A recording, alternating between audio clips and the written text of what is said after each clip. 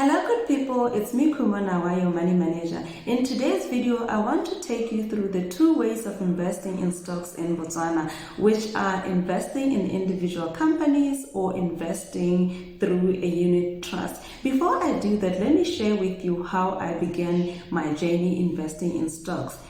I began my journey in 2020. Yes, this is how I began. In 2019, the whole of 2019, I did not take any break from work.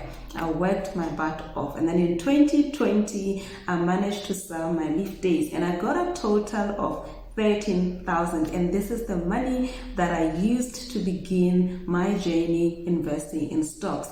I took the 13,000, I sent it, all of it, to my broker, and I instructed my broker to buy shares on my behalf. I did not ask my broker which shares can I buy. I gave them an instruction, please go buy shares for me in this particular company. And for me, naturally, I was inclined to invest in a financial services sector because of my experience. I've worked in the financial services sector. I understand how they make money. I was part of making that money. And I also enjoyed reading financial statements for financial services sector. So it was quite an easy decision for me to make. If you choose to invest in individual companies, which is called stock picking, you're going to have to make a decision, and there are going to be many companies that you have to select from. Here in our local stock exchange, there are 23 local listed companies and 7 foreign listed companies. So we are looking at a total of 30 listed companies, and then which one do you pick? What do you need to look at for you to make sure that you are picking the right company to invest in? Which one do you pick? How do you make sure that you are picking the right company to invest in? This is what we are going to break down today for you to understand and to help you make the right decision. It is very risky to invest in individual stocks. However, if you do your homework thoroughly, you can be massively compensated or rewarded for taking that risk. You need to remember that when you invest in individual companies, you are investing in a business. Therefore, to reduce your risk, you should understand and analyze the business behind the stock that you are buying. These are the two things that you need to do for you to individually pick companies to invest in. Number one, you need to understand the business. How does the business make money? Do you understand that? What product and services are they selling? Do you know the product and services that they're selling? If you cannot answer that question, then perhaps you don't need to look at that company. Move to the next company. How sustainable is that business? What is their competitive advantage? Is it the brand? Do they have a strong brand in the market? Is it the leadership, the people who are running the business? Is the business enjoying economies of scale, which is allowing you to buy massive quantities at huge discounts and sell at a margin and profit? Does the business have patents, copyright, like intellectual properties that are unique to them? Does the business enjoy high switching cost, which makes it very easy for them to lock in customers for a very long period of time? These are some of the things that will give a business a competitive advantage over its competitors. You also need to look at the management. Is the company run by honest and competent people? We hear stories of people mismanaging business resources. So you need to make sure that you know the people behind the business. You need to also understand if the business is impacted by regulation. Is it a regulated business? And if it's regulated, how is it impacted by changes in regulation? These are the things that you need to understand about a business. Once you have done this, you can now move to the next stage, but you can see that this is typically what you will do even if you start your own business. You will do all this research, the market research, making sure that your business is going to address the need, making sure that you know your target customers, doing your SWOT analysis. So that's exactly what you are also going to do when you pick a company to invest in, because you are investing in a business. You are not investing in a piece of paper. You're investing in a business. So the second thing that you need to do is you need to understand some basic finance and accounting, which is the language of money and business. You need to learn how to read company financial statements. And there are 3 financial statements that you need to read. The first financial statement is your balance sheet, which shows how strong the company is. A balance sheet will show you what the company owns, which are called assets, versus what the company owes, which are called liabilities. And the difference between your assets and your liabilities is the shareholders' equity, which is what you are investing in. So if the liabilities are more than the assets, that's a non-starter. That business is insolvent, so you don't touch it.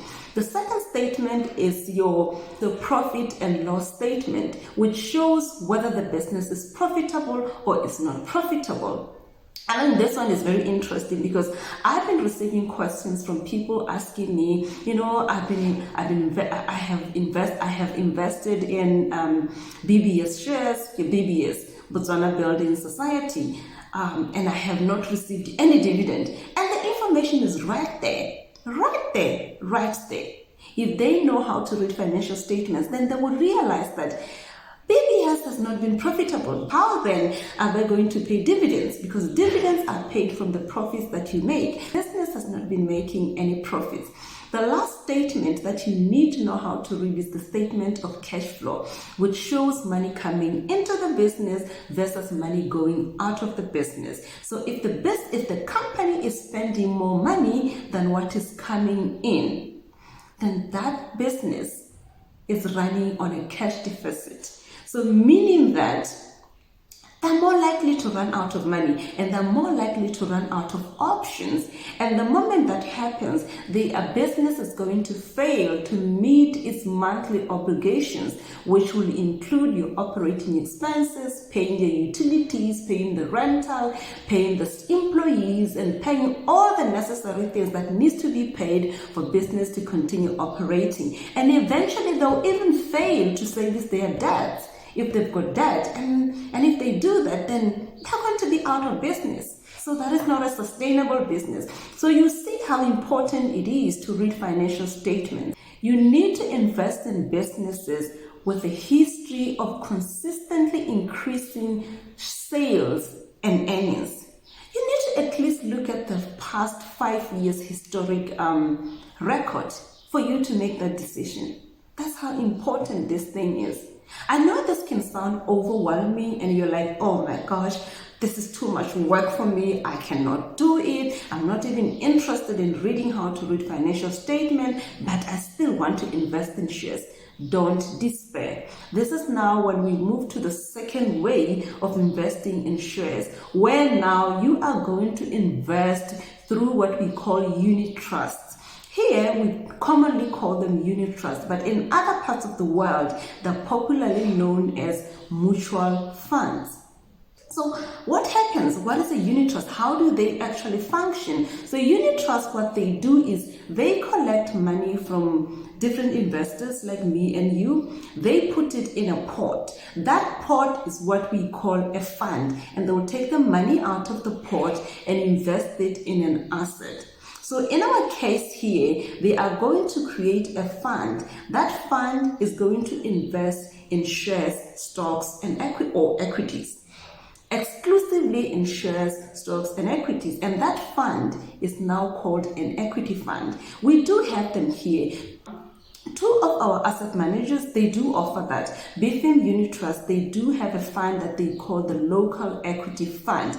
And with the Local Equity Fund, they do invest exclusively in local stocks. So if you want to invest in local stocks, you can go and buy Unit Trust, BFIM Unit Trust, and invest in BFIM Local Equity Fund.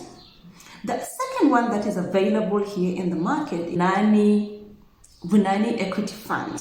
Vunani is also one of the asset managers here. They have a fund that they call Equity Fund. This Equity Fund, it also invests exclusively in stocks or in shares. So if you want to invest in stocks, you can also go and invest through Vunani Equity Fund. And the requirements are quite simple. All you need is a lump sum of 1,000 for Beefing Unit Trust, and then thereafter you can pay 200 on a monthly basis to keep investing. For Vunani, you need a lump sum of 1,000 and thereafter is 300. Why do I need to continue now paying something? You need to understand that investing, you need to do it consistently over a long period of time for you to start realizing returns. You cannot put the money once and then expect to make like huge sums of money. It doesn't work that way. You need to be consistent, you need to be, and you need to be also patient and consistent. That's how you are going to make money investing in shares. Otherwise, it's not for you. You can try other investment asset class. You can see investing really is for everyone. Those who want to pick individual companies, they can do it because they can create the time and they can go through all the steps that needs to be taken for you to pick a company. Or those who want to turn their money to professional money managers, they can do that and invest through what we call unit trust, as I have alluded to. This is all that I wanted to share with you, and I wanted to demonstrate to you that options are available for you to start your investment journey. I hope you will find this video insightful and it will inspire you to take that first step and get started. This is all that I had for you today. If you've enjoyed the video, please leave a like for me, a comment, and please don't forget to subscribe to my channel so I can continue producing this kind of content. This is all that I had for you today. I will see you in another video. Thank you.